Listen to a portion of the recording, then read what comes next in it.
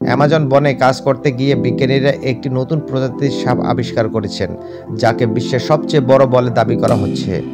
অস্ট্রেলিয়ার কুইন্সল্যান্ড বিশ্ববিদ্যালয়ের একটি দল স্থানীয় ওয়াওরানি অধিবাসীদের আমন্ত্রণ পেয়ে ইকুয়েডরি অ্যামাজন বনে যান নর্দার্ন গ্রিন অ্যানাকোন্ডা অনুসন্ধানে, যে সাপটি আগে নথিভুক্ত ছিল না। সেই দলের নেতৃত্ব দেওয়া জীববিজ্ঞানী অধ্যাপক ব্রায়ান ফ্রাই এক বিবৃতিতে জানান, তারা বাইহুয়েরি অঞ্চলে স্থানীয় শিকারীদের সঙ্গে 10 দিনের অভিযানে যোগ দেন। নদীপথ ধরে হাঁটার সময় তারা গভীর পানিতে বেশ কয়েকটি অ্যানাকোন্ডাকে শিকারের অপেক্ষায় লুকিয়ে থাকতে দেখেন। ন্যাশনাল জিওগ্রাফিকে আসন্ন series pole to pole with Will এর চিত্রগ্রহণের কাজে অপ্রত্যাশিত এই আবিষ্কারের ঘটনা ঘটে।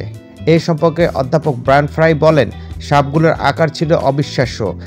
একটি স্ত্রী সাপ 6.3 মিটার, যা 20.7 ফুট লম্বা ছিল।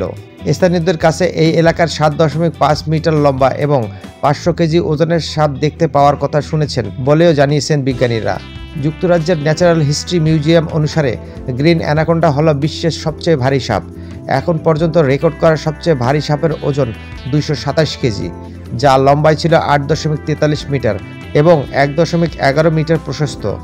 অন্য একটি প্রজাতি, যাকে রেটিকুলেটেড পাইথন বলা হয়, 6.25 মিটারের 20 হাত লম্বা হতে পারে, তবে ওজনে হালকা।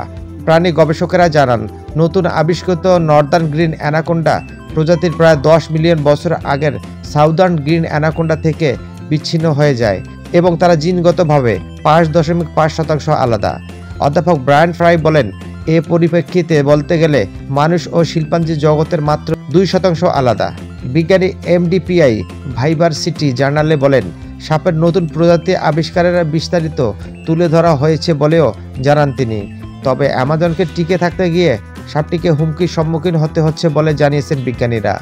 অধ্যাপক ব্রায়ান ফ্রাই বলেন, কৃষি সম্প্রসারণের জন্য অ্যামাজনে বন্যপ্রাণীর আবাসস্থলের 20 থেকে 31% ক্ষতি হয়েছে। 2050 সালের মধ্যে হতে পারে 40% ক্ষতি।